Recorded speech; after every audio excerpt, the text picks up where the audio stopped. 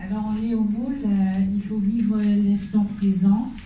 Donc moi aussi, à mon tour, comme Dominique, je vais saluer avec un grand respect la présence de Monsieur Rovelas qui à l'époque sillonnait les rues de Pointe-à-Pitre, qui à l'époque, effectivement, en tant que plasticien, il m'avait proposé de lui servir de modèle. Et j'étais très jeune à l'époque et j'étais surtout très intriguée par cette personne qui était sur le monticule en face de l'hôtel Salaco, qui méditait. C'est quelque chose qui, pour l'instant, on parle beaucoup de méditation en Guadeloupe, mais à l'époque, ça faisait bizarre et étrange. Donc, je reçois cette soirée comme un cadeau et lui dire merci parce qu'il a pétri cette jeunesse-là dont je fais partie. Et, voilà. Merci. Merci.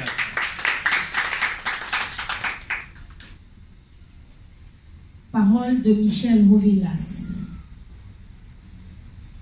À chaque cycle du temps, pour chaque homme, au début des commencements des mots, quand l'enfant commence à parler, quand petit enfant, encore une fois, je dis, maman, c'est qui? Dis maman, c'est quoi? Je suis en train de me créer. Je suis en train de me créer moi-même, comme l'univers est en train de se créer lui-même. Je me crée comme une simple caractéristique de l'univers, comme un point qui renferme cet univers tout entier et d'une infinité d'autres univers. Je commence à marcher et je dis, maman, où allons-nous? Je marche, je pose des questions, les réponses viennent, quelquefois ils arrivent et j'entends certaines d'entre elles. Alors, qu'est-ce que je fais? J'avale, je me nourris et je régurgite d'autres questions. Je grandis.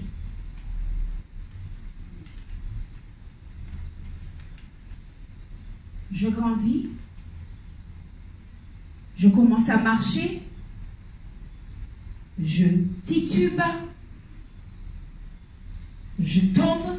Je me relève dans les bras de ma mère, dans les bras de mon père.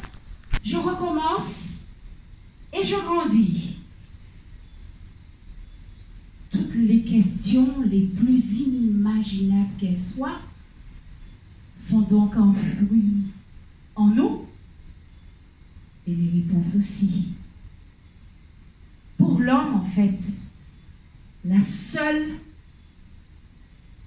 pédagogie s'invente. Seule la pédagogie s'invente. Je suis devant une feuille de papier. Mon crayon marque un point. Il est noir et compact, mais il peut paraître infiniment grand ou petit.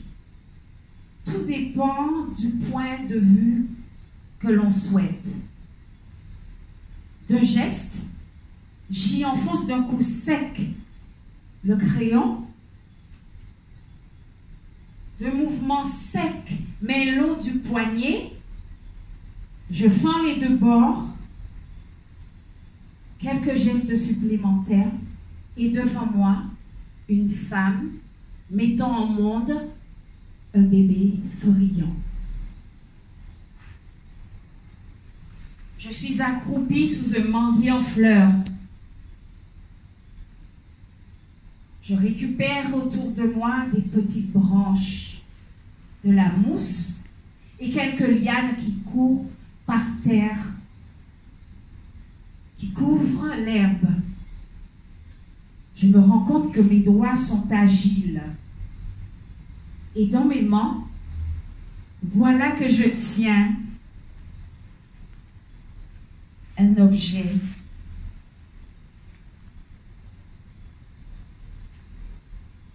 Je tiens un objet dans mes mains.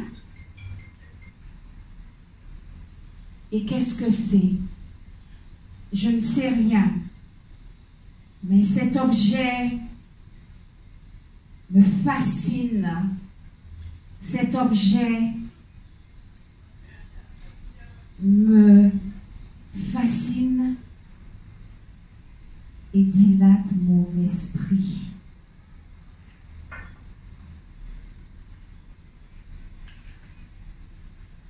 Je suis debout. Je tourne sur moi-même. Je suis debout et je tourne sur moi-même. Mais je veux tout savoir aussi à mon tour de ce monde qui tourne autour de moi et en moi. Je tourne sur moi-même. Je suis debout et je veux tout comprendre. Je suis debout et je suis entrée en moi-même. Je tourne en dedans. Je tourne en dedans de moi. Je veux tout comprendre de moi, de ce monde qui tourne en moi, donc, mais qui tourne aussi en dehors de moi, donc, de cet univers qui est moi.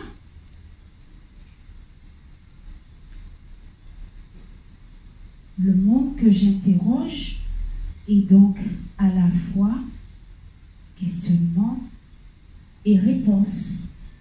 Et je suis à l'évidence également ce monde.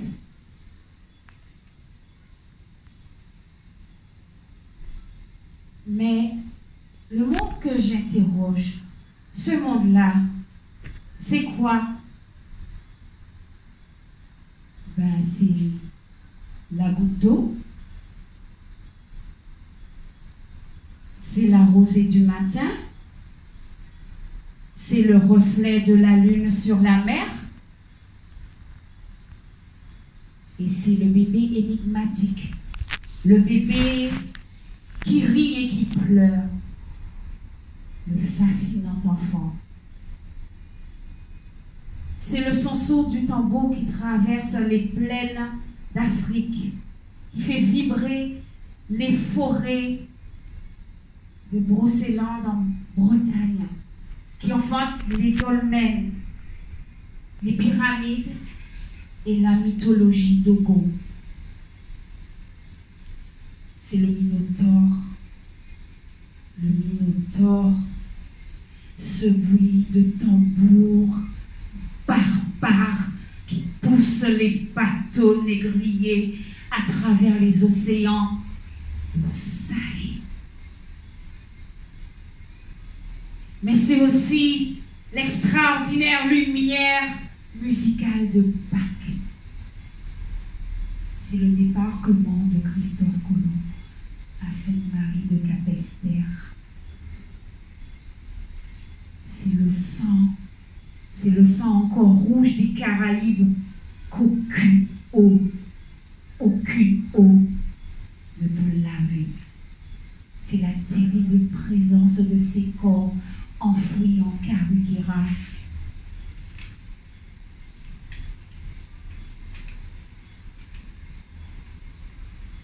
Ces corps d'esclaves nonchalamment enterrés en bord de mer, sortant parfois une tête grimaçante, un bras,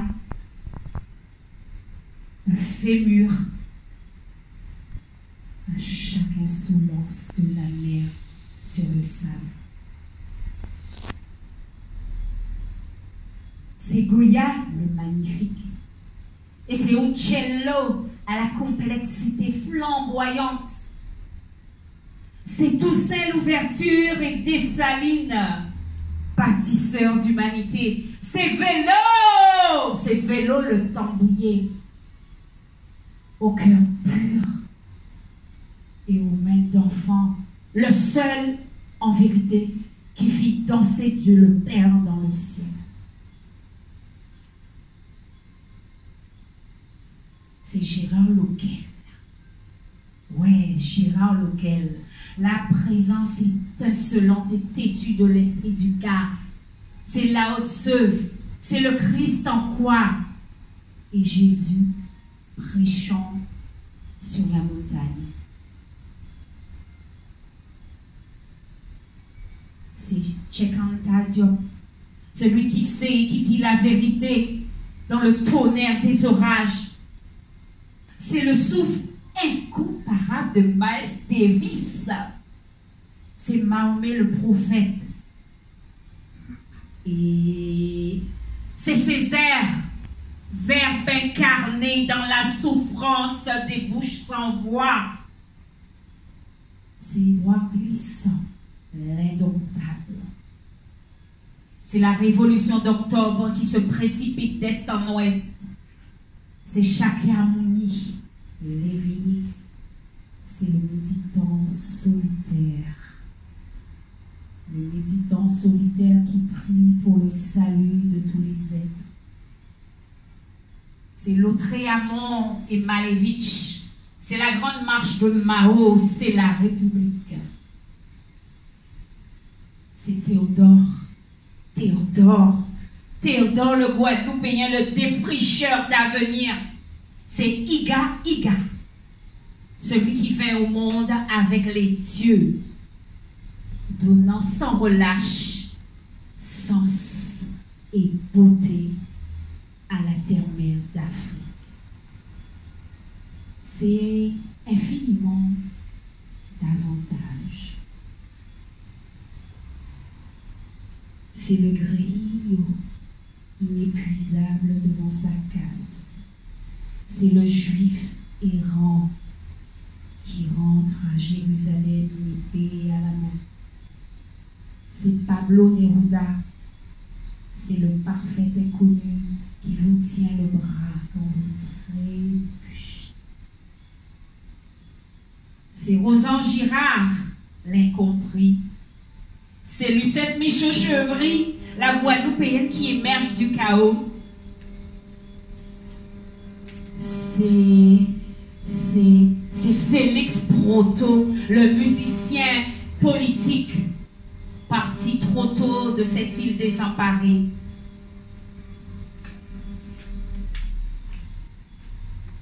C'est Café, le troubadour de la vie guadeloupéenne. Une trompette à la bouche. Et c'est Franck Nicolas, un trompettiste hors pair, et Raoul Servat. Raoul Servat, ses mots, ses propos et une philosophie qui élevait la conscience de l'homme guadeloupéen. Et vous savez quoi? C'est Marie Scondé. C'est Marie Scondé qui ne mourra jamais. Elle ne mourra jamais. Et c'est Marc. C'est Marc et sa sœur Léa, les enfants, les dépositaires de la vie singulière que je mène. Ce sont les caresses d'une jeune vierge dont les murmures passionnés me bouleversent.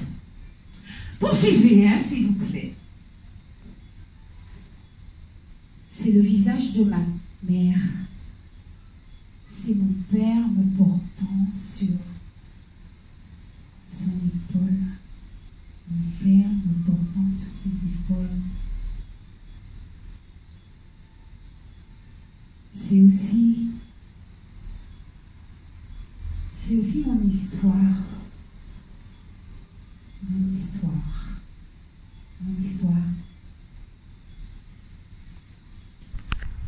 Une créature de boue et de songe à la figure de Myosotis. En fait, je vous ressemble. Je vous ressemble comme deux gouttes d'eau. Mais à la fois,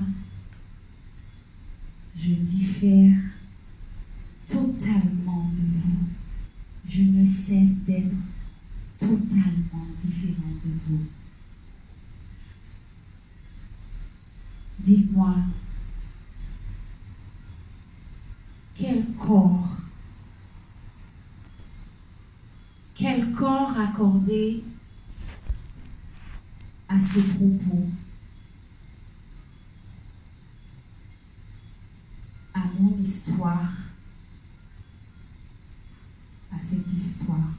Dites-moi, quel corps accorder à ces propos, à cette histoire, à mon histoire? Parole de Michel Movinas. Merci.